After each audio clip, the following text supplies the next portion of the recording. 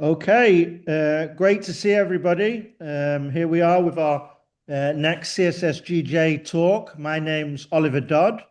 I'm a lecturer at Liverpool John Moores University and one of the co-directors of the Centre for the Study of Social and Global Justice. It's a pleasure to introduce today's speaker, Dr. Ian Bruff.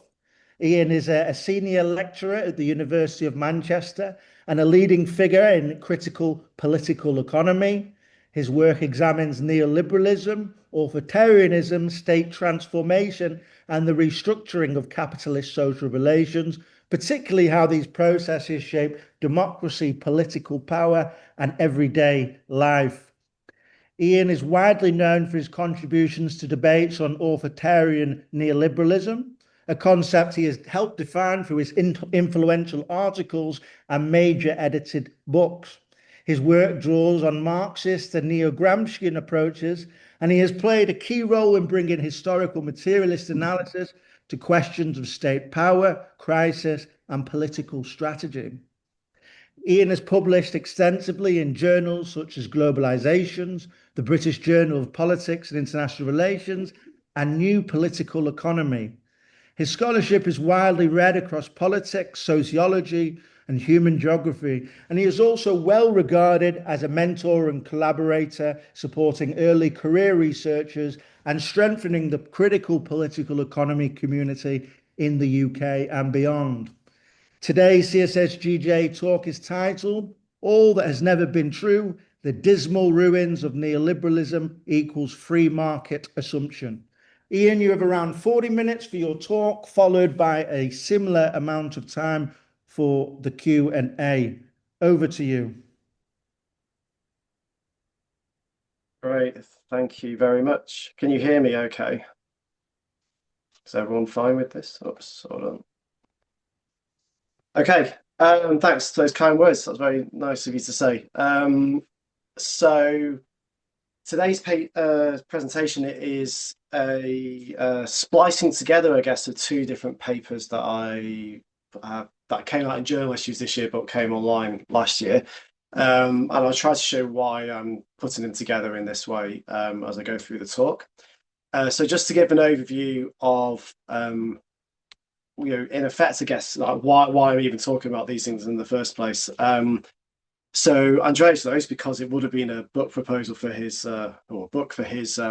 Progress in Political Economy book series with Manchester University Press. I had done a lot of research on a book project idea which sought to really explore the neoliberal thoughts, like the abstract philosophical bases for neoliberal thought. And that research went on for many years.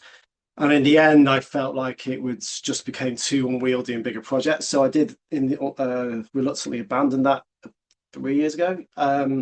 But I could see already that there was potential for both articles to come out of what I'd already written and future possible research that would be difficult to get into the book. So what I'm going to do today is not only discuss the two articles, but towards the end, I'll throw some ideas around about where we could go from here, given the arguments that I'm making. So not just for me, but maybe for others are interested in what I'm saying today, what other things we could discuss.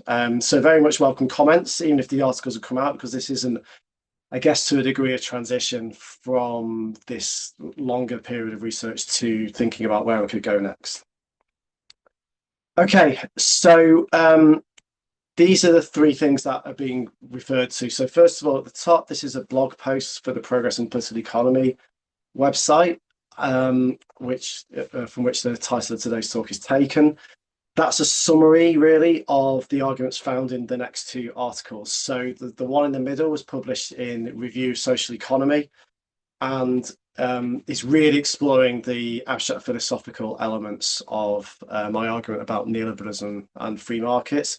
And then the final article listed at the bottom was my attempt to try and show what this might look like in practice. How would you take this argument into a more concrete analysis? And there I tried to contest accounts of marketization of public institutions. So in a way, it's the other side of the coin to my argument that neoliberalism in general has never really been about free markets.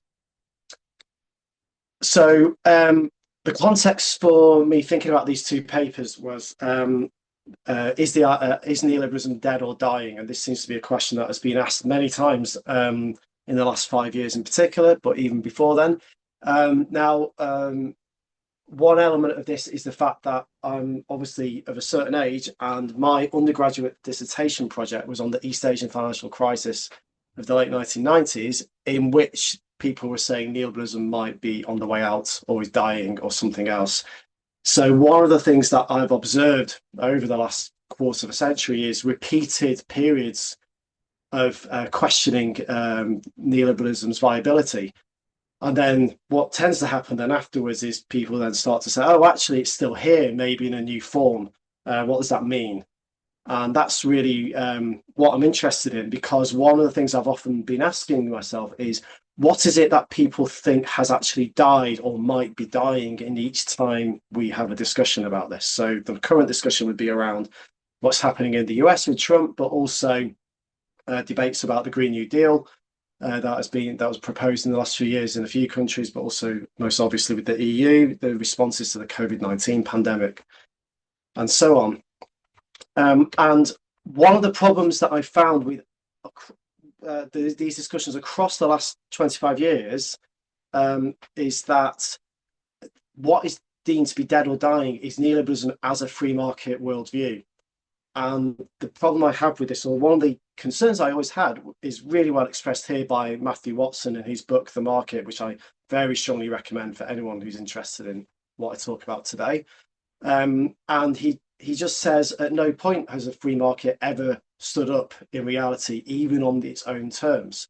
So then the question has to be, if the free market promise has never stood up on its own terms, then why do we still say that neoliberalism is about the promotion of free markets?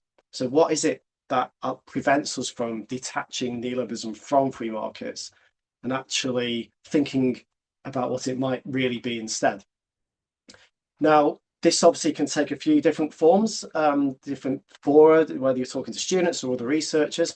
But one of the things that I've tried to do in the article is to effectively take three of the core social science disciplines, which have become justifiably very well known for some extremely important scholarship on neoliberalism, many of which I learned a lot from. So I often see what I argue about today as a furthering and extending, in a way, what I consider to be the logical conclusion of these observations. But one of the things that I've observed is that the notion of neoliberalism somehow being about free markets always remains in place. So here's Jamie Peck in his 2010 book talking of a free market revolution. From Political Science, you have a very important article from Stephanie Mudge talking about the three faces of neoliberalism, but always about the elevation of the market. And finally, from Sociology, we have Block and Summers' book, which talks about market fundamentalism. Now, while I've learned from all of these scholars, and more that are quoted at this stage in the article in Reviewing Social Economy, I feel like this, in a way, has reached its self-imposed limits, and those self-imposed limits are linked to this assumption that neoliberalism is about free markets. The most advanced form of it for me, in terms of how this has been expressed, and this has been led by people like Jamie Peck and others in critical geography, is that the way to critique neoliberalism is to observe the contradictions and in many ways strong differences between the pure ideology of the valorization of free markets and the messy contradictions in practice as political and other actors seek to implement the free market program. And this has been extremely useful, especially, for example, in the context of the late 2000s and the global financial crash, where many scholars quite quickly pointed out how present the state was in constructing the financial regulations, which many people took to be free market regulations, but actually the presence of the state was very powerful. So Martin Koenig's, for instance, at that time was very significant. Now, what I still feel is limited in these accounts, where we could go further, is taking on an argument from Sam Nafo, an article also in Review of Social Economy, where he said that what this pure messy contradiction notion does is it focuses our attention on how neoliberalism has been constructed. This idea that it's about the construction of certain kinds of markets. And while that's fair enough to a certain extent, he says it means we have actually obscured to a degree what neoliberalism actually is in the first place. And that does have consequences for the analyses and critiques that we actually offer. So in this respect, I do follow Natho in being quite assertive in saying that neoliberalism has nothing to do with free markets. The major way I differ from him is that a lot of his work has been on more concrete programs and the policy interventions of neoliberals, which has been extremely useful to read. But I thought it would be useful to complement that by really digging into the more terminologically dense philosophical works of some of these neoliberals. So the question I was asking myself when looking at the neoliberal text is effectively, is there a way to show that neoliberalism was at some point about free markets, even if it's just in these really dense philosophical texts? And if we can't find it there, then how do we detach neoliberalism from free markets and think differently about resources of critique? So one way that I have been trying to show this in my teaching in particular in the last year or so is this from the inauguration, which is now, I think, quite an infamous photo earlier this year. And when I presented this to the students just after the inauguration in early February, the whole room was groaning and outwardly shuddering about it. And one of the things I said to them is you should see this as, in a way, just a much more explicit manifestation of what I then go on to argue about neoliberalism actually being in favour of monopolistic corporate power, not free markets. And in a way, this is just making something visible that has always been there. So I find this quite a useful way to think about, for example, Trump, when sometimes he is portrayed as an anti-neoliberal or status quo challenging leader.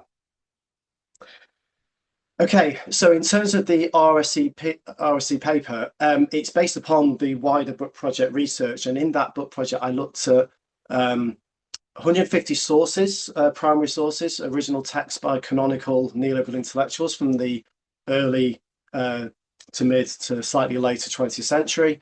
I looked at numerous authors within that, and within that again, 3 schools. So while of course there are more than 3 schools of neoliberal thought, I focus on the 3 that have attracted the greatest attention in the literature. So the Austrian, Chicago, and Order liberal schools.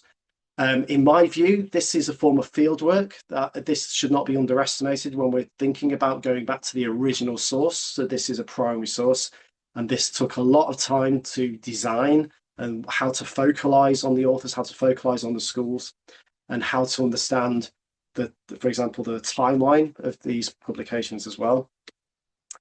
The key period for me is what I call the intellectual ferment of the mid-20th century, where you have these for neoliberals, cataclysmic global developments, such as the growth of global communism from without, so the threat from outside, but then also the threat from within in the form of trade unions, workers' movements, welfare programs, social democratic parties, and so on.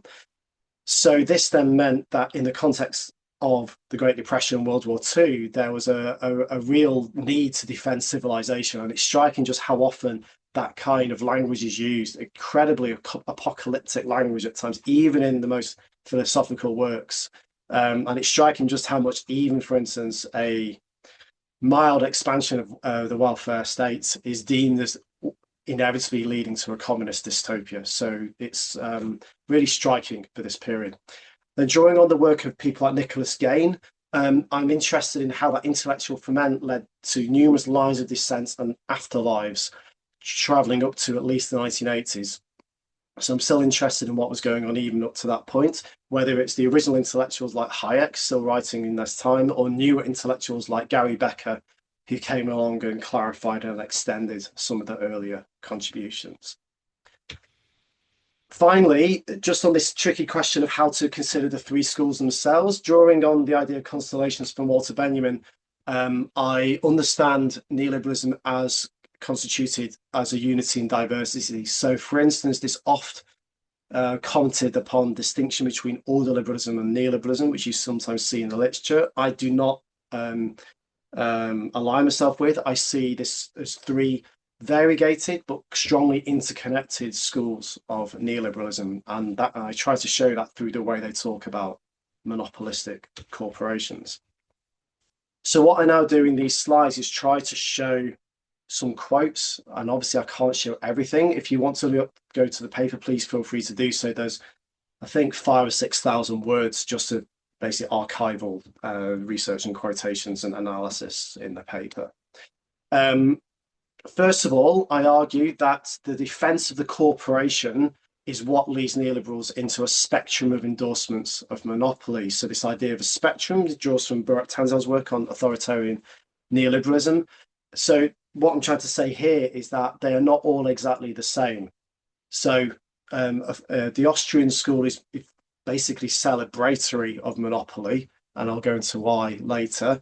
The Chicago school is more of a principled case in favor of monopoly, so less of the outward celebration. And the ordoliberal school is much more uneasy and qualified in some respects, but ultimately there is a decisive affirmation of monopoly. And the reason why they all end up in this position is because the critique of monopoly that you see in their works, often very strongly worded critiques, monopoly is to be condemned when it is judged that the monopoly situation has emerged through the action of trade unions and or states who are under the influence of trade unions. So this is the problem, not monopoly per se.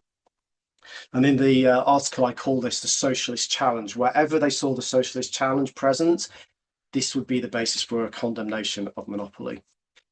In contrast, I argue that for the Austrian school, monopolistic corporations maximize market entrepreneurialism. For the Chicago school, they maximize market efficiency. And for the ordoliberals, they maximize market order. So to go into some greater detail about these schools. So as I said, the Austrian school is the most celebratory, and there are various ways I try to show that in the article. But first of all, with this quote from Hayek, and this is from the Constitution of Liberty, he's commendably explicit. And this is one thing that is quite striking about some of the Austrian schools. They don't hide this at all. He says quite clearly, the situation is different where governments have deliberately fostered the growth of monopoly, or as have they been doing for a long time in the field of labour. So he's making it very clear that the problem does not lie in corporations, it lies elsewhere. So that then may lead you to ask, well, what does that mean then for when Austrian scholars are confronted with monopolistic corporations? And what really matters for them is not market competition in the way we often traditionally think of it, but simply the possibility of entry into the marketplace. So this is a very representative quote from Israel Kurtzner, who says that the existence of rivalrous competition requires not large numbers of buyers and sellers, but simply freedom of entry. So if we go back to the picture I just had before the inauguration, it would imply that all you need is the ability of a small entity to enter the marketplace. And even if they are swiftly crushed by a large, dominant, monopolistic rival, the very existence of a possible entry is enough for the Austrians, because they argue that's all you need for the large corporations to act competitively, which I think is naive at best, as has been shown, I think, on multiple occasions. With the Chicago school, one of the things that they do, which is kind of quite interesting linguistically in the way they write their arguments, is that they insert repeatedly, especially after World War II, a whole series of conditionalities in their use of language. So this is a very representative quote from Milton Friedman in his famous essay on methodology. He says, under a wide range of circumstances, individual firms behave as if they were seeking rationally.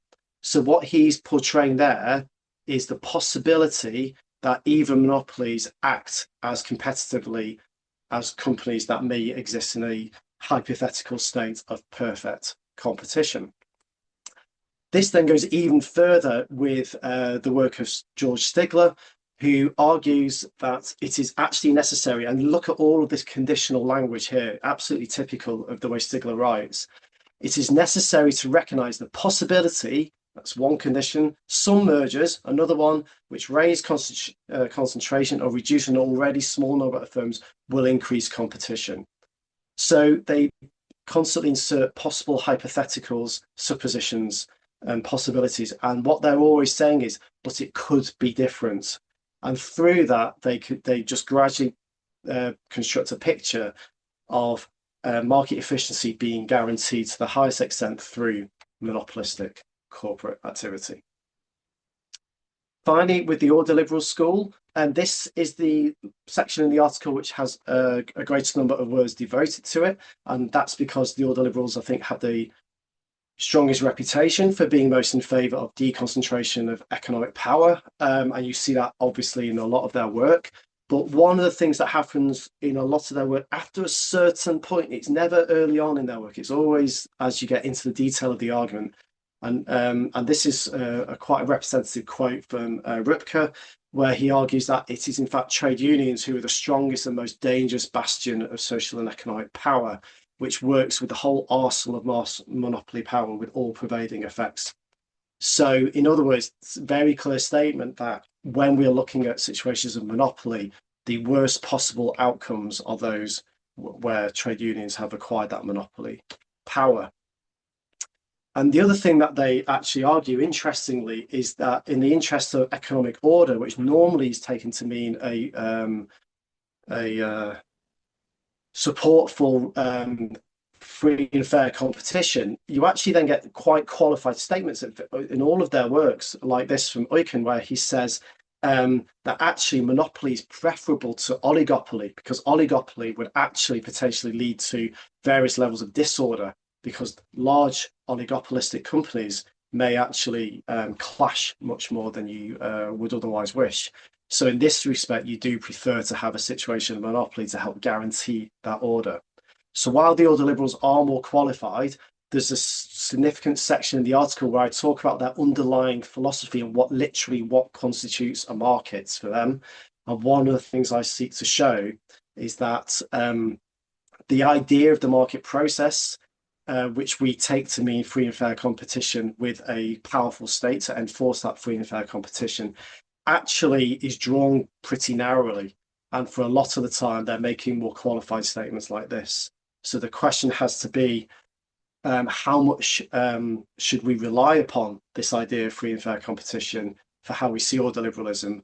And how much should we rely upon what I consider to be often very nebulous and ambivalent statements, which at one point or another always end up critiquing monopoly due to the state or to trade unions and not to corporations. So this then leads me to switch to the paper in competition and change, like the other side of the coin. We're drawing lessons from this more philosophical investigation. What would that actually look like in practice? So one of the things I look at, which does at the first glance seem quite a specific argument, but I hope to show why it has wider relevance. I look at the repositioning of British conservatism in the 2000s, this idea of civic or compassionate conservatism, which was quite widespread at the time, not just in the UK. And the idea very much was to promote what they called a big society agenda. So this agenda argued that they were not in favour of the big market, like Thatcherism, or the big state, like New Labour, but instead the big society, where society can stand on its own 2 feet, where you can uphold the values of local traditions, local autonomy, in allowing different communities to make their own choices over how they govern themselves, especially regarding public services. Now, this idea of civil society autonomy sounds very attractive in many respects, and I talk a little bit in the paper about the role of language here in this repositioning. But one of the things that I really engage with is this idea that this big society agenda, after a few years in the 2010s under the coalition government, disappeared from view, and at most could be seen as some kind of rhetorical cover for austerity. So in other words, for example, you say very many positive things about the role of charity and voluntarism, and use that as a cover for often brutal cuts in public spending. So it's often positioned as a failure. And one of my goals in the paper is to try to emphasize what I call the how of austerity, which I think has very strong links to some of these original neoliberal intellectuals, and to show also why that matters for looking at neoliberalization in practice. So what I do there is to actually take a slight left turn and go back to the work of David Riccio in the 1990s, when he was critiquing the general emphasis in the literature looking at these issues, that structural adjustment programs, for example, in Latin America and Africa, were a failure. They didn't achieve their goals in economic growth, for instance, and they were generally critiqued as a policy failure. Therefore, we need some kind of new paradigm to replace it. And one of the things that Riccio points out is that even if they are seen as development failures, they might actually be part of a more general process of a successful emergence and strengthening of capitalist class processes, such as commodification. And this then means that we could look at other parts of the world where supposed failures actually could be reinterpreted as potential successes. So the other example I give, which is partly drawn on my own work, and I saw Steffi's here, so it's partly drawing on our chapter in the Scandalous Economics book. One of the things that I point to is that people often talk of the failure of austerity in Europe in the 2010s, not only a failure to balance budgets, but also a failure to deliver the growth. This kind of notion of expansionary fiscal contraction never really came about. But what that diverts our attention from is the fact that austerity, in a way, is a deliberate attempt to displace crisis tendencies from the state and formal forms of political authority to households and wider society. So, in a way, you're unloading onto or displacing deliberately and trying to diffuse these crisis tendencies elsewhere. So by arguing about what kind of policy you want to replace austerity, you miss the fact that in everyday life, this has just become part of how we live, whether it's a failure or not. So what does it mean then to talk of the how of austerity? Why would this be seen as so important? First of all, in the Big Society Agenda, which was then implemented in the coalition government programme, was this idea of any willing and qualified provider of public services. So they argued that the state needed to be unbundled, and any state provision, for example, of education, healthcare, housing, thinking about how to deal with homeless people. The idea of any willing provider is that it doesn't have to be the state who offers the service. It could be big businesses, it could be small charitable foundations, it could be local community groups. So this seems very inclusive and even democratizing the way it's set up. But what tended to happen in practice was two interlinked processes. The first of all, that private profit-making companies became increasingly important in the contracting out of services to them, and the state increasingly became dependent upon those companies to offer those services. And then on the other hand, because of this contracting out, leaving behind often big cracks in public service provision because of the legal parcelization of responsibilities, so kind of very much chopping up the provision of public services, it would mean then voluntary charitable work would be necessary to offer the services which previously had been provided for by the state. And so what I argue is that this is not about marketization. Over and over again, neoliberalism is equated with a marketization of public services or marketization of the state. And I argue that what has happened instead is that there is a growing dependence in England, and I'm sure you can think of examples elsewhere too, on particular large companies. There's a quote I have in the article which shows that by 2018, 23% of all public sector contracts only had one bidder. So there is no competitive tendering process taking place on many occasions. And that there is a rising imposition, this displacement activity that I talked about before, of social reproductive burdens on wider society. So this is the complement to the Review of Social Economy article, that neoliberalism is not about free markets, in theory, and neoliberalizing processes are not about free markets in practice either. I feel that often when we talk about these processes, it's very easy to say we're opposed to things like, I don't know, a market in higher education or something like this. And I feel that actually something quite different is going on. So in the article, I tried to show this connection that in the same book that I quoted from earlier, Hayek's Constitution of Liberty, he's very clear that the purpose of the book is to improve the function of institutions in capitalism. He's very explicit about this. And later in the book, he says, this is the character rather than the volume of government activity that is important. So what he's saying here, in other words, is that he's not interested really in what others might have called a retreat of the state, for example. It's a recomposition of the state, a reshaping of the state.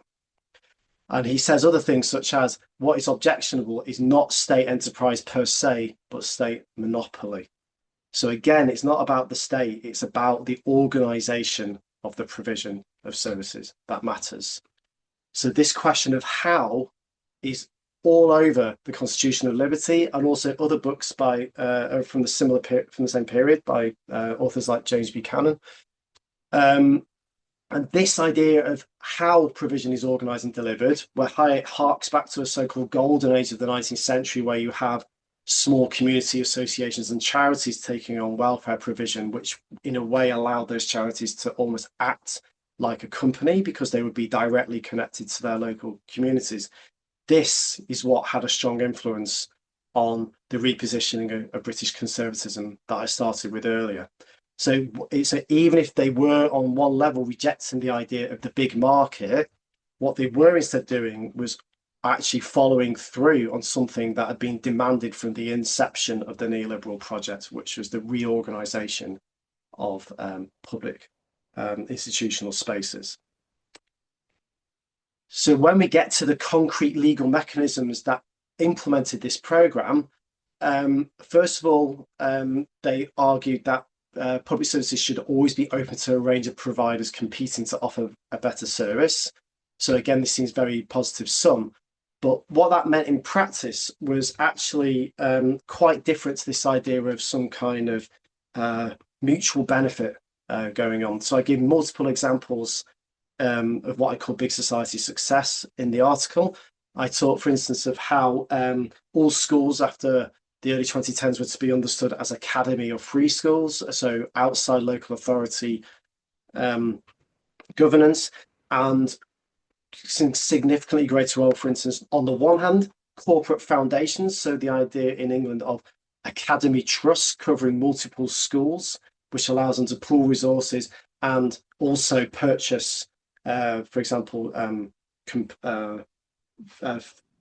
physical infrastructure from linked corporations, so it all becomes kind of in-house on the one hand, but on the other, because of the what of austerity, so the overall reduction of education spending, or at least in real terms, then schools increasingly demand donations from parents. So I've seen this with especially my brother-in-law and his family down south near London, where just the constant pressuring of parents to donate is really quite noteworthy. And of course, what that means then is that in those areas, those wealthier areas where donations are more easily accessible for the school, then think about how that increases socio-spatial inequalities between different schools, even potentially in the same area.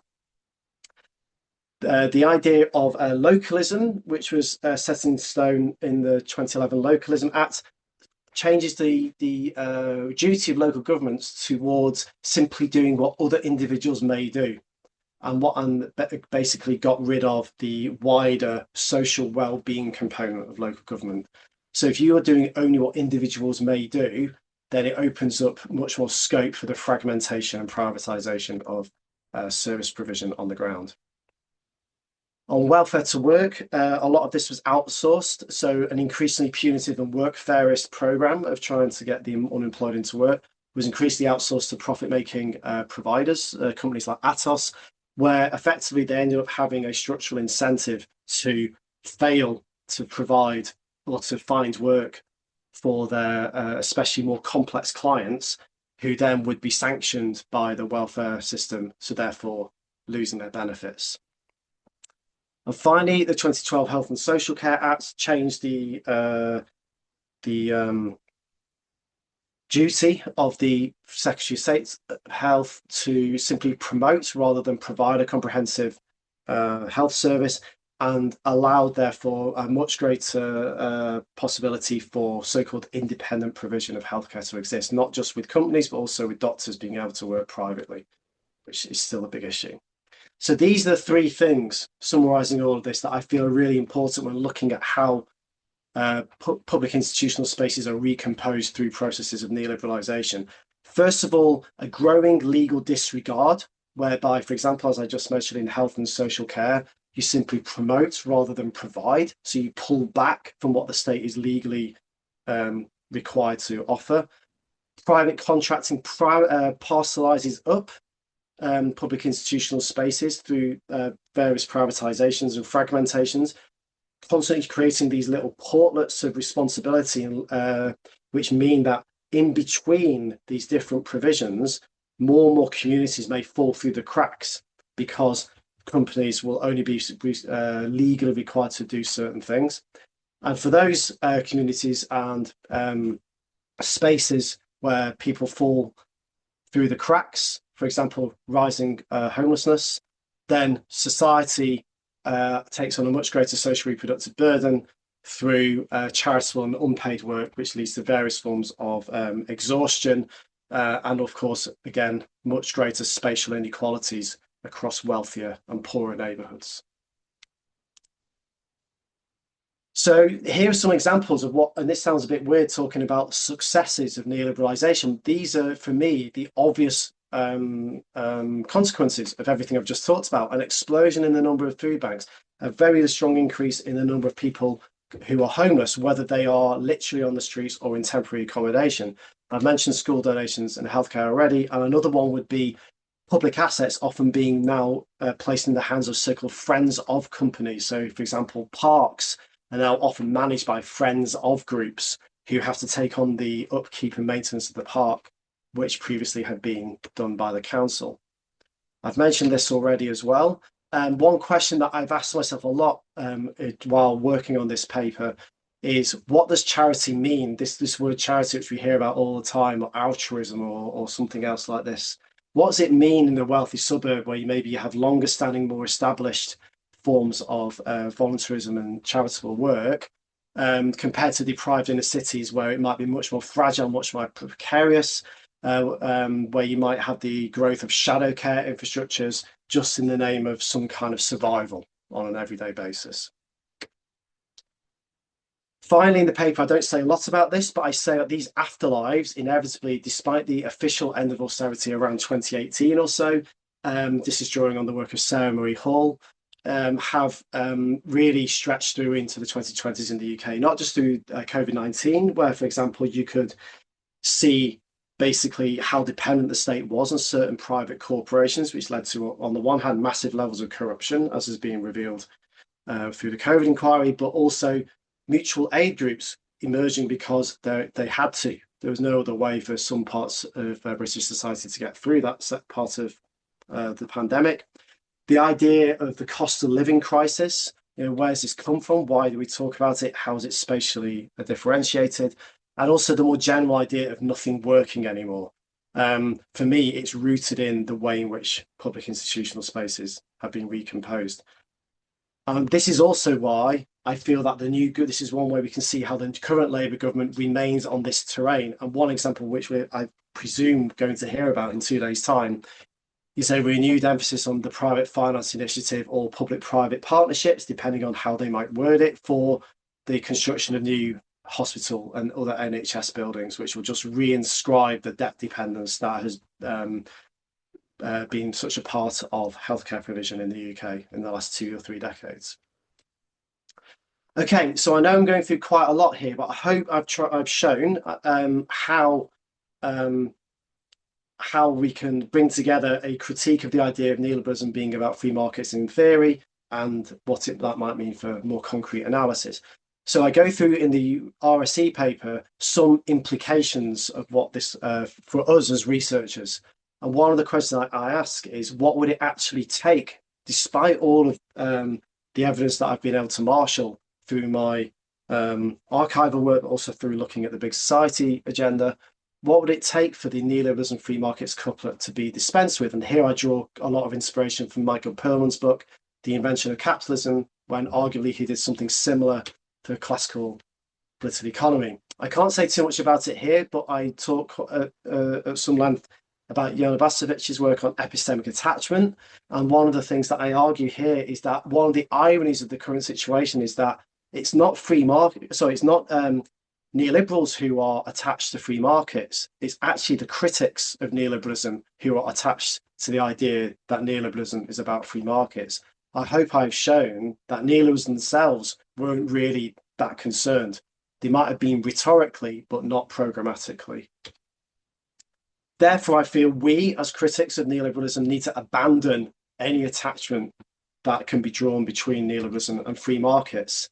And therefore, despite a lot of talk at the moment about neoliberalism dying or being dead already, I would argue that in the current period, we actually might be closer than ever to the neoliberal worldview being realised fully. So that's the main set of arguments. I will just now go very quickly through a few possible ideas for where we might go from here, and then I will stop. First of all, one of the things that I've become increasingly interested in relation to some of these debates about neoliberalism is the politics of regeneration of so-called left behind places. So this is obviously very related in England to questions of Brexit, but you could look at elsewhere too. One paper I read recently, which was very interesting, was about the Tesla gigafactory in Brandenburg in Eastern Germany, and how notions of improvement of so-called left behind places often end up the parcelization of land in the favor of large and monopolistic corporations. So we could ask ourselves what kind of regeneration is being offered and on what basis.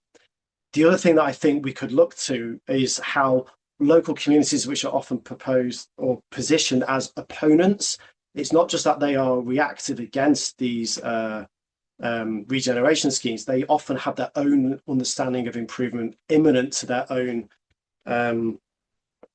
communities and spaces, and more research could be done on what an alternative might look like. Next, one of the things that I think is interesting is that you could potentially look at climate change as today's existential challenge in the way that communism and socialism was a century ago, and put that in tandem with the rise of the global far right and their rejection of climate change and the idea of net zero or a Green New Deal. And I see a lot of parallels between the strong attacks at the moment on net zero as, in a way, quite reminiscent of the strong attacks on welfarism in the original neoliberal intellectuals. So is there some kind of historical resonance you can draw on from a century ago to today, which ultimately could lead to the ascendancy of eco-fascism? This is the final slide. One of the things that I'm really becoming exercised by in the last 5 years or so is what it means for us as researchers. How do we look at these objects of study? How do we carry with us our own assumptions, our own biases, our own socializations into debates? What does that mean when maybe we are challenged in some of our assumptions in the way I've tried to show today? One example that I've become increasingly interested in is that social struggles are always there as part of the cases we study. You know, that, for example, every instance of state repression always implies a social struggle that it's seeking to attack. And therefore, I think some of the literatures in geography on notions of counter-topographies of descent, prefiguration, and resistance that are always there, always part of the discussion, allow us to maybe think again about what it might mean to look beyond neoliberalism, truly look beyond neoliberalism, not simply to be against free markets. Okay, I think I went slightly over, but sorry for that, but I will stop there. Thank you very much for listening, and I'll stop sharing. That's great, Ian. Thank you very much for that. That was perfect timing. That was a brilliant, powerful presentation talk. Really enjoyed that, and I'm sure we've got a good 45 minutes for a Q&A. So we can do this in two ways. We can ask questions either via the chat, or ideally, we can ask directly, feel free to put your video cameras on. We like to try and get a seminar environment if possible. But obviously the recording is playing. So over to the audience then. What questions might we want to ask Ian? Who would like to go first? Yeah, Richard, do you want to take one at a time, Ian, or shall we do multiple? It's up to you. Might depend on the question, I guess. So maybe see how it goes. Yeah, go for it, Richard.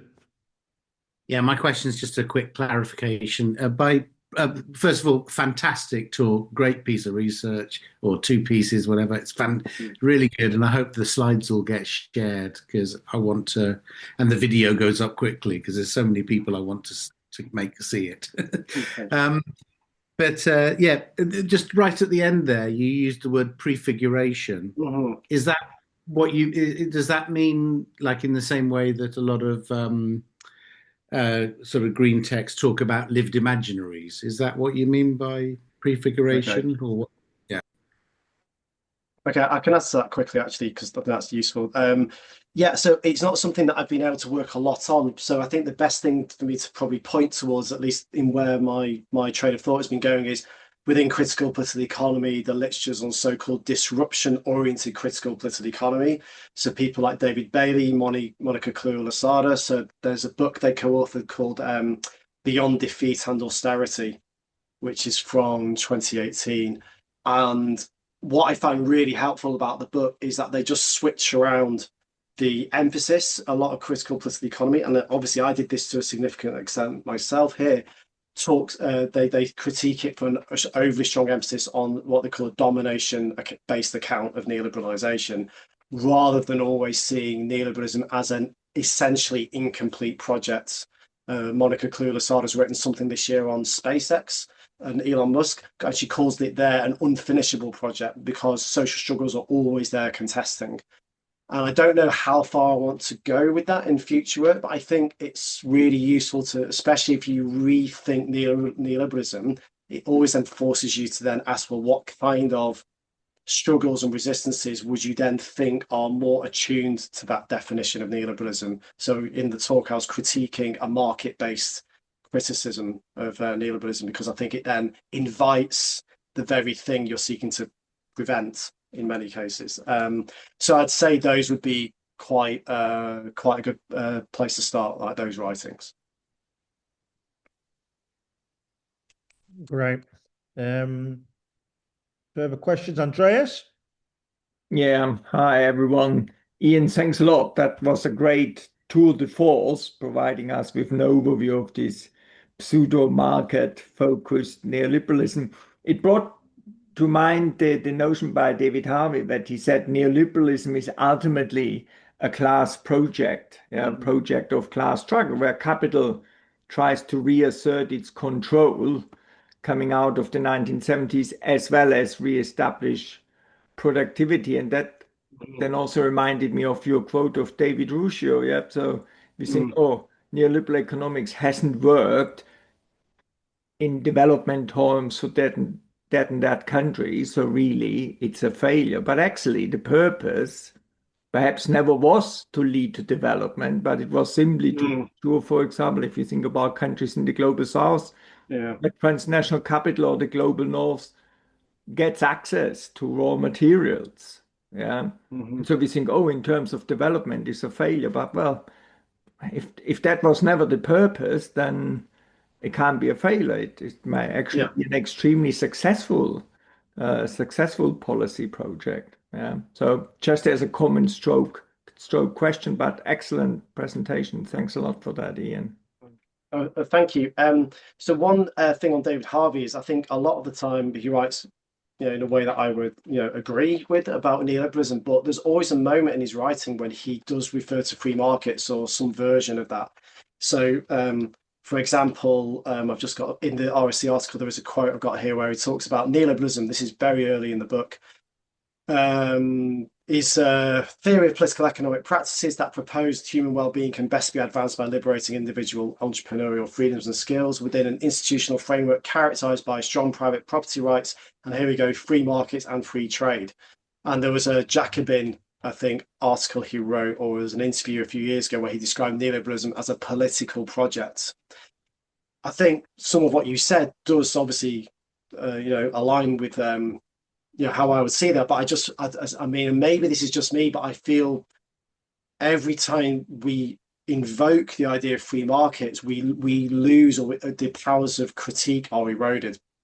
And as much as Harvey says a lot of things that I think are very useful, I think that's why I landed on Ruscio more, because he's much clearer that we need to look at what lies beneath in his critique of the way structural adjustment programs have been assessed, and that if you think commodification domination is the name of the game, then we're very far away from free markets straight away. So I found that a similar critique to Harvey, but points us much more towards what you were just talking about. And I've just been teaching on dependency theory, for example, in my MA teaching, and this is one of the things that always comes up when we're talking about this idea of dependency theory. Well, so what is dependency about, really? And often then you get to discussions of the development of underdevelopment, for example, and things like this. Thanks a lot. Very good. Who would like to go next? Fellow colleagues? Lots of time for questions. Questions in the chat. Ian Hewitt.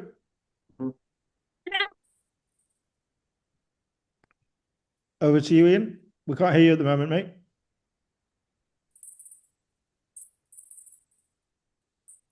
I think there might be a problem with your sound, mate.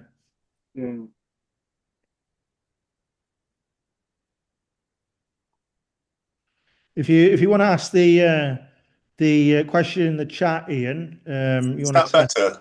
Yeah, that is better. Yeah. Oh, good. Yeah. Phew. That was brilliant, Ian, as a fellow Ian. Thank you. I just wonder whether you've had any contact with the co-op movement, which is based just down the road, I think, from you. And your quoting of 2013 brought back memories of the collapse of the group and the imposition, basically, of a neoliberal agenda and constitution. But the other issue is AI. And I was just wondering whether AI is the new form of neoliberal expansion. And particularly locally, we've been told that there's a $15 billion data centre that's going to be dropped into the middle of North Nottinghamshire.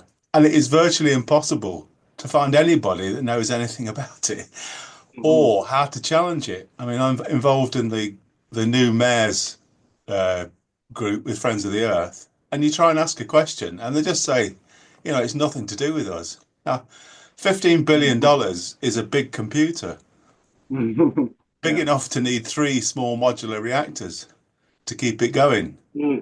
So is that the new expansion, into that space? Yeah, I can answer that, definitely.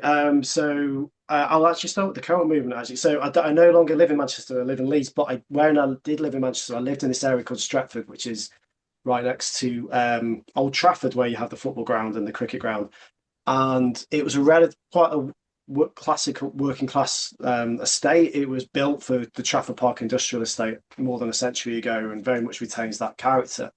And there was a co-op, but it was the only service of any kind around there, because a combination of what I've been talking about, the how and the what of austerity coming together, but also because various businesses, especially takeaways, could survive on the periodic football and cricket matches and concerts. It meant the whole area was really there was almost no sense of public space or assets in one way or another. So you had this very obvious contradictory position to be in, where you could watch this going on, the co-op, like you said, and on the other hand, the co-op was still the only supermarket chain willing to be in the area. And this, for me, in a way, almost encapsulated what we see with other notions of public service, like the post office. In the past, like New Labour would always say, we're going to have to reduce the number of post offices, but the Tories will reduce it by more. And this sense of there is no alternative, we're just slightly more socialised than somebody else. So what I found really interesting is, I mean, obviously it's been popularised through Steve Coogan, but through the attempts to think about the revival of cooperativism in the older classical areas for it, like in Rochdale and Middleton in northern Manchester, and how instantly people couldn't understand what he was talking about. Because it's so far removed from this idea of states or markets, it's somewhere else. And I feel we need a lot more work on it. I'd really love to see more work. And I know there's some more work going on, for example, looking at Spain and Italy with regard to cooperatives. But yeah, I'd love to see some more in the UK.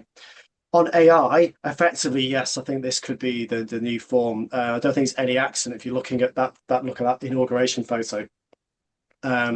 Then this is really driving a lot of this. And there are many ways in which we can think about it. One is, for example, Grace Blakely has written a few things on her Substack account recently about how we've reached a stage now where these companies are in effect circulating money between each other as a way to keep each other going. So they're positioning themselves as too big to fail by the way in which they construct these links. So in other words, if and when the AI bubble pops, they will be immediately saying we need a state bailout, which you're already seeing with OpenAI.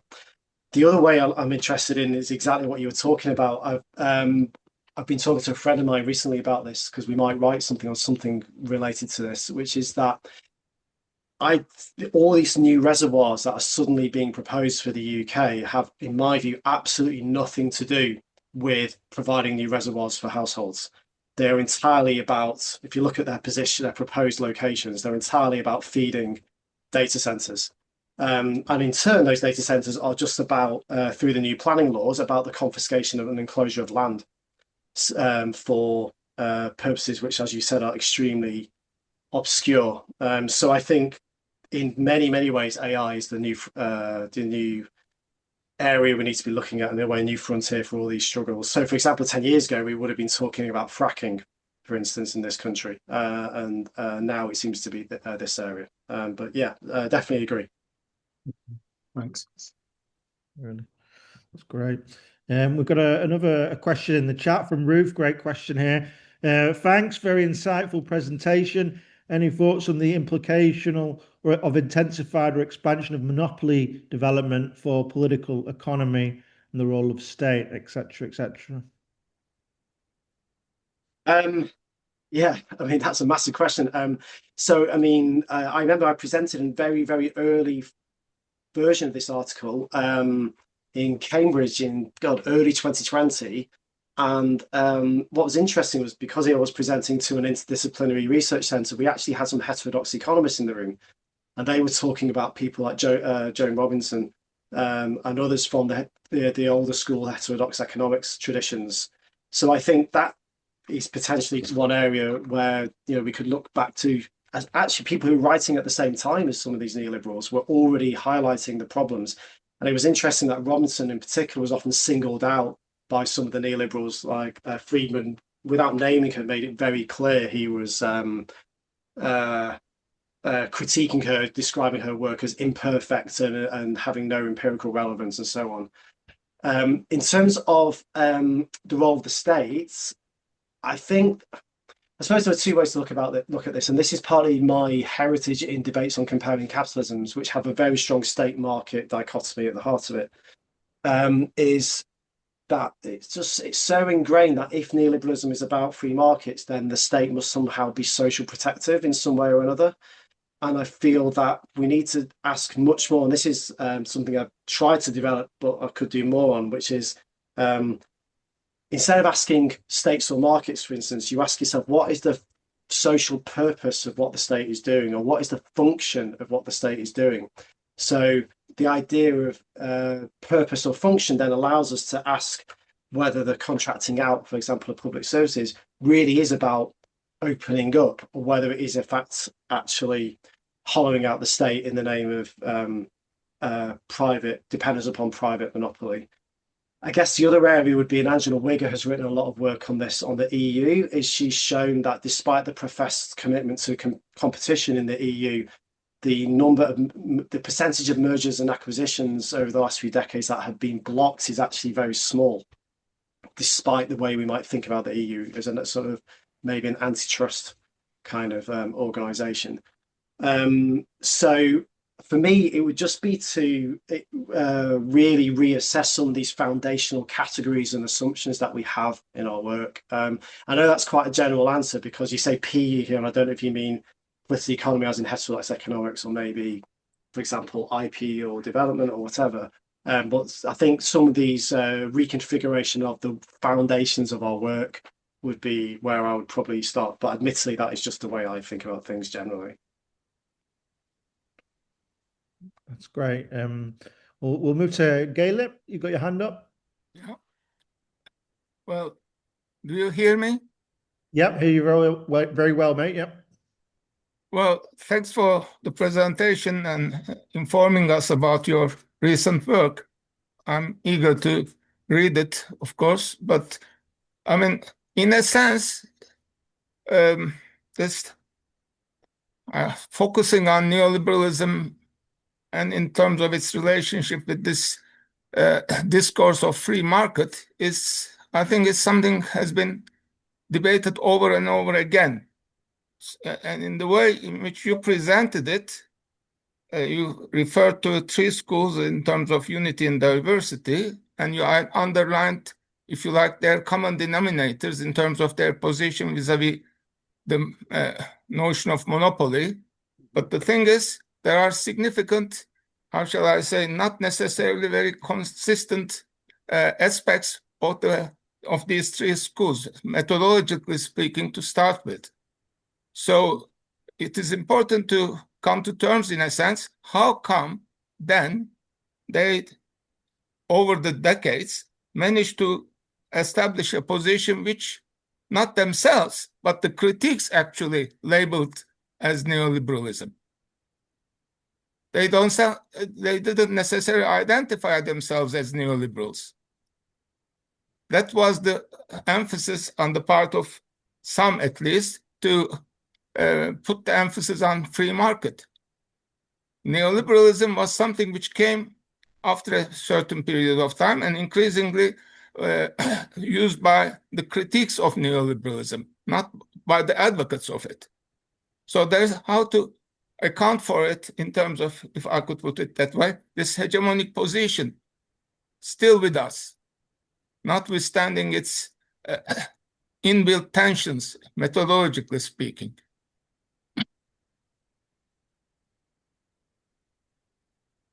I think to a degree we have to agree to disagree. This is really on the work of people like Murawski and Plaver and Slobodian. They've shown quite clearly that there was a sense that they should call it neoliberalism, and that was in the 1938 colloquium, first of all, but then also Milton Friedman explicitly said in, I think this is Slobodian's book, I think, there was an interview with a Danish periodical where he explicitly said, we are neoliberals, we are not liberals. So while they didn't necessarily all the time say we are neoliberals, there was a very clear sense from the very beginning of the project that the reason why there was a crisis of civilization, as they stood it, is partly because of the failure of liberalism, that its very well-intentioned goals needed to be amended. So you could talk about the goals, but change the way in which you tried to approach them. So, for example, a much more proactive role for the state. So I would understand them very much as understanding themselves as neoliberals, where it might not appear so much the case publicly, and this is referred to in Ola Inset's book, which is referenced in my Review of Social Economy paper, where he says one of the reasons why our conceptions of neoliberalism as being just free markets, they don't really mention the word neoliberalism as much, is because, especially in their more public contributions, like newspaper interviews, op-ed columns, and so on, they would just talk about economic freedom. So there is definitely a case there where or not a case, there's a need then to engage in considered and focused historical analysis to look at whether you think basically the rhetoric is masking something underneath. And that's my conclusion. I know some people don't agree with that, but that's the conclusion I've drawn, is that they were quite conscious of what they were doing. I get a bit concerned sometimes that some of the critics of neoliberalism, without necessarily meaning to, sometimes get into a position where it looks like they're saying me clever, you stupid, in the way they write about neoliberalism.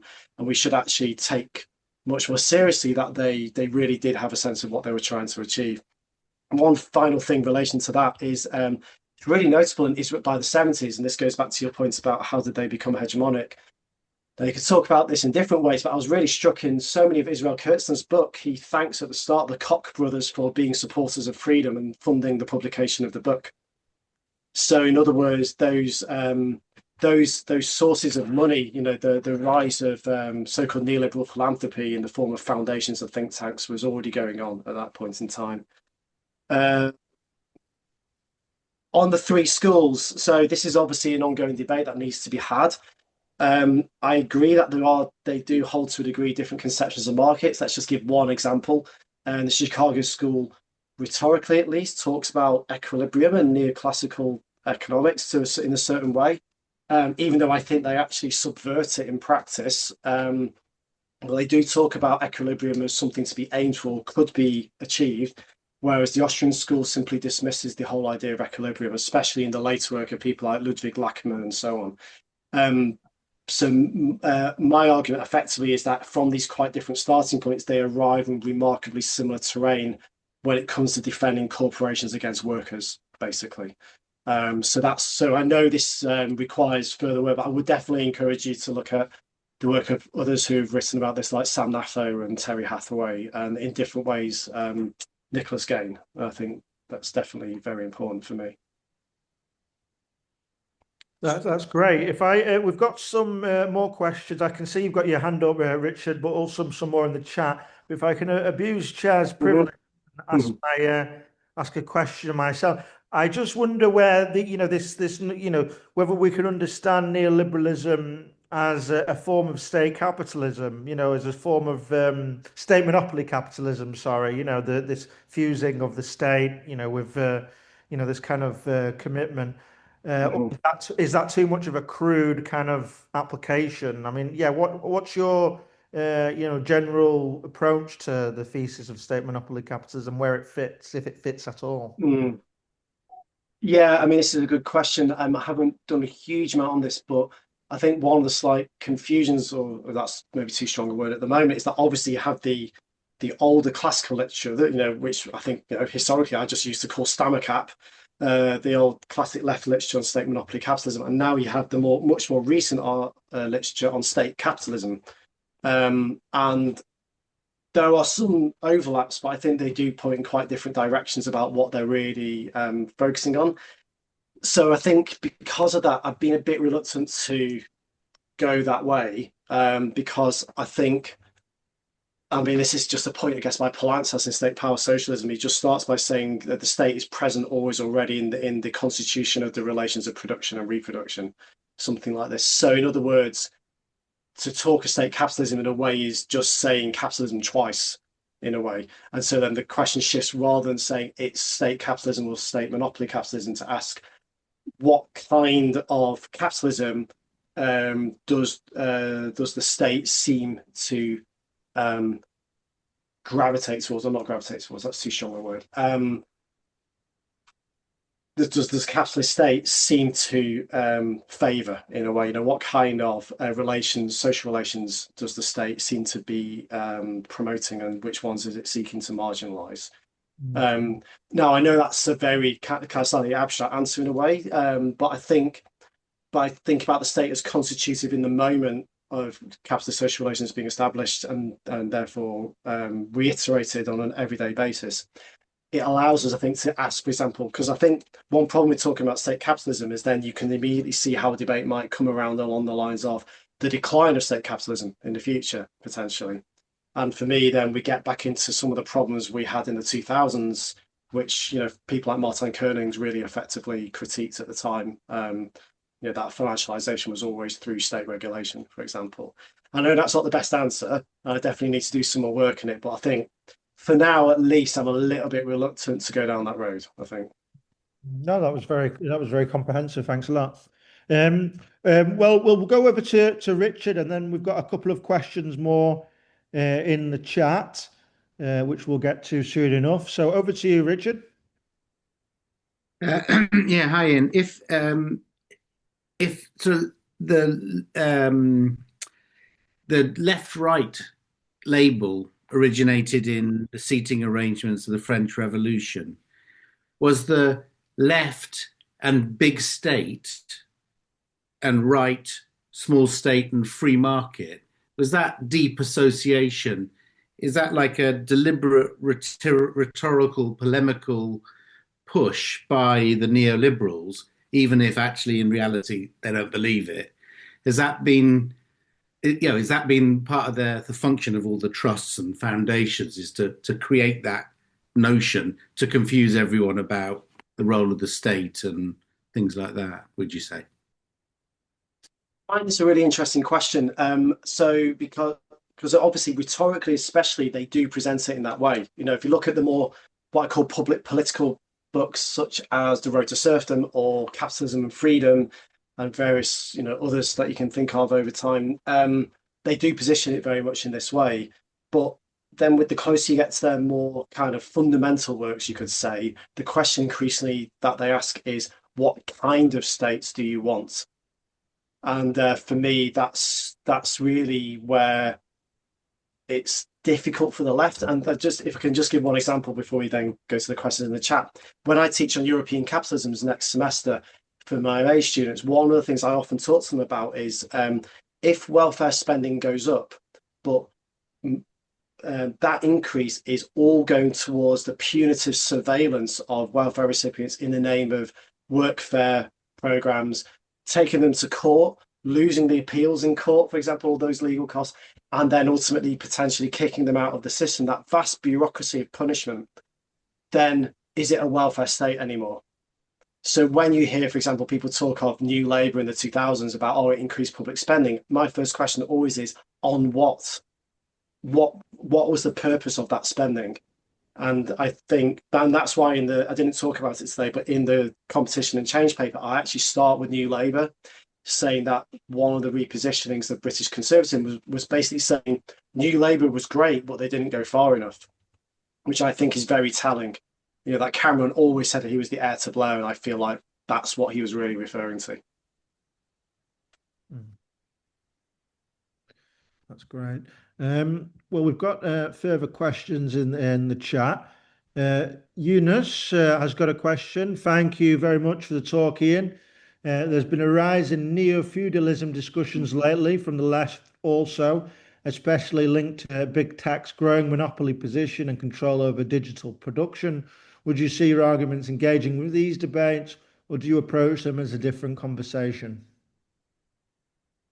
Probably more the latter, but I would say this with the qualification that I'm taking my lead very much here from Nicholas Gain, who I referenced earlier. He's written a lengthy book review of Varoufakis's book on the idea of techno-feudalism, and I found that a very convincing review, especially in light of Nick's other work in more recent years on the neoliberal defense of the corporation. I think it's useful, the idea of neo-feudalism, to the extent that there's an explicit way of saying this is nothing to do with the idea of competition and free markets. I just wouldn't go so far as to call it neo-feudalism. I think I'd rather still retain the sense of like, this is just what they wanted, in a really basic way. But I think it's an ongoing conversation we need to have. That's great. We've got another question in the chat, and we've still got some time for more. So have a think over some questions. We've got still another 14 or 13 minutes.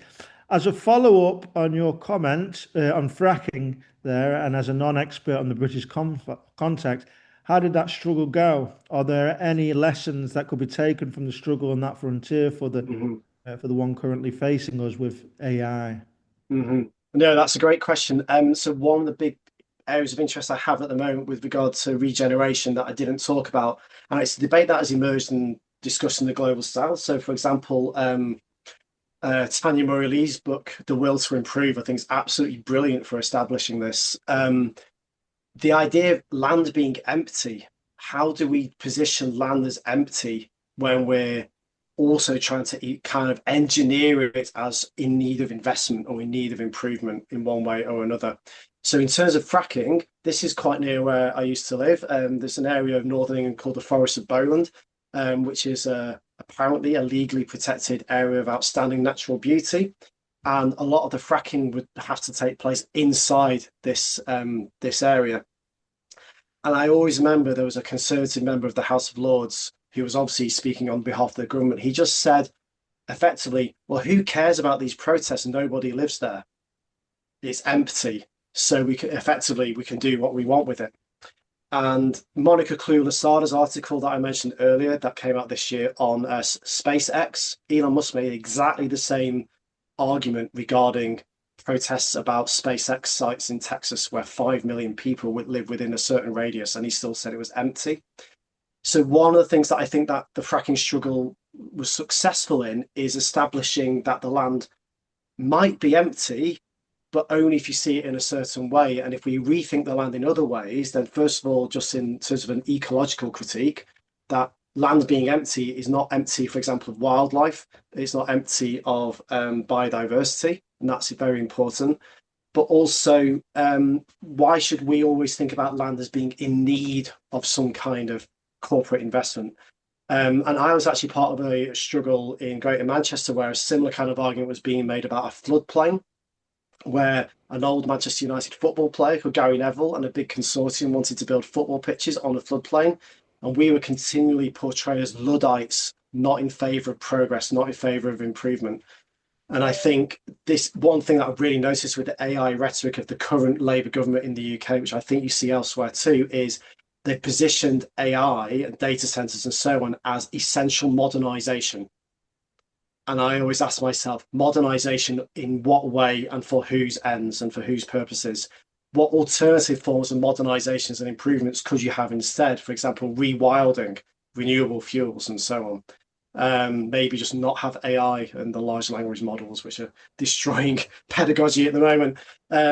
So that would be, those are some of the lessons they managed to, I guess, make the struggle seem more general than those proposing it were trying to paint it. They wanted to paint it as a little local disputes, and they managed to generalize it. So that's why I talked about counter topographies at the end. Cindy Katz's work I find quite helpful in that respect.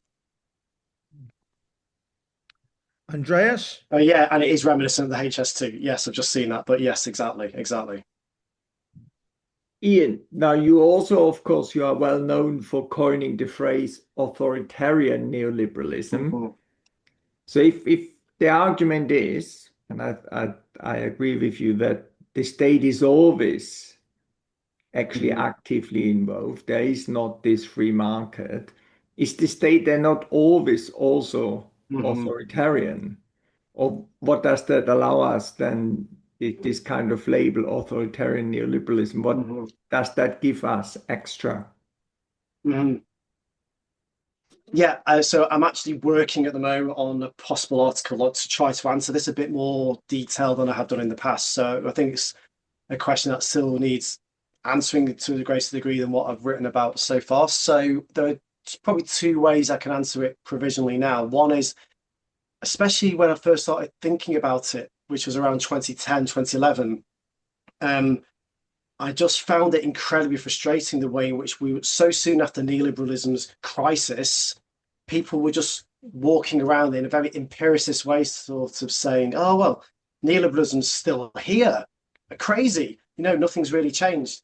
And I felt there was almost a need to talk about authoritarian neoliberalism. So drawing on the way Palance has talked about authoritarian statism and Hall about authoritarian populism, to, I guess, in a way, just talk about it politically in the most, in a much more, direct way of talking about neoliberalism. Instead of this whole free markets or the state thing, actually say, well, if this is a more authoritarian form of neoliberalism, then that means we can't rely on the state to simply rescue us. They might have rescued the banks, but they didn't rescue us. So that was one element that was maybe more conjunctural then, but in a longer term way of thinking about it, I still find quite helpful the variegated neoliberalization paper by Brenner, Peck, and Theodore, where they talk about uneven yet cumulative sedimenting up of neoliberalizing change. And what I find helpful about that is that you could potentially simultaneously say that neoliberalism was always authoritarian, always wanted a non-democratic form of capitalism, but because it would take time for this agenda to become established through various parts of the state and associated institutions, you can also potentially say that the state then increasingly becomes authoritarian and therefore closer to that original vision. But it's that second point that I need to do more work on, I think. But that's the way I try and see it, is that trying to establish, I guess, a kind of methodology of how this sediments up over time and what does that mean, rather than this idea of, I guess, the kind of state capture notion of neoliberalization, which I think is still a bit prevalent sometimes. So, for example, 1979 in the UK, of course, it was an important moment and to a degree a rupture, but there was an ongoing class offensive for a long time afterwards. And Alexander Gallus's book on Thatcherism shows this really well. So I think that's where I'm trying to get to, is how do you establish a kind of methodological connection between inherently and increasingly authoritarian? But hopefully that's just a case of watch this space. But that's the aim, I think. We've still got another 5 minutes. I can see that Richard's got a question in the chat. It seems that the structural adjustment visited on the global south is now being forced upon the global north, and the authoritarian nature is required for that, question mark. Mm-hmm. Yeah, so Andreas actually might remember this. In the probably around early 2010s, when you started having the bailout programs and structural adjustment programs for Greece, etc., in the Eurozone, there were quite a few conferences along the lines of structural adjustment comes to Europe. And I always found that and this happened several times, and I found that really fascinating as a way of framing it, because what, first of all, they're saying, something along the lines is, God, the fact that structural adjustment has come to Europe shows just how bad the European crisis is, which I find a questionable way of presenting what was going on, almost to say, well, it was okay in the global south, or it's to be expected in the global south, but to hit Europe, oh my God, that is awful. The second thing is incredibly ignorant of what happened in post-socialist states in Central and Eastern Europe in the 1990s, shock therapy, and the Copenhagen criteria and so on. Yes, I think overall, though, you could see maybe a growing tendency towards this kind of imposition becoming more a feature of global north societies overall. But I would, one article that I found very helpful is one by, Connell and Dados, is that right? Where in the world does neoliberalism come from? And what's really helpful about that article is they position neoliberalism as a form of global development strategy. And obviously the word development, they qualify very strongly in the article for post-colonial states in the global south, and that then facilitates what then happens in the global north afterwards. So if you haven't read that, I would say that's a really helpful piece to help establish that. But essentially, yes, in answer to your question, it does become more prevalent now, but you can look at other historical echoes that just simply weren't called structural adjustment. And I find that in itself interesting, that we find other words to describe it in that way. But I think now it's almost unavoidable. That's great. Any quick final questions before we close up? We've got lots of positive comments in the back in the chat. Ian, people had to leave a bit early. Yeah, it's been really nice to see it. Thank you. And if people want to get in touch with me afterwards, they can email me. I'm very happy to continue conversations. Yeah, and that's great. I'm sure people will be interested when we upload to YouTube as well.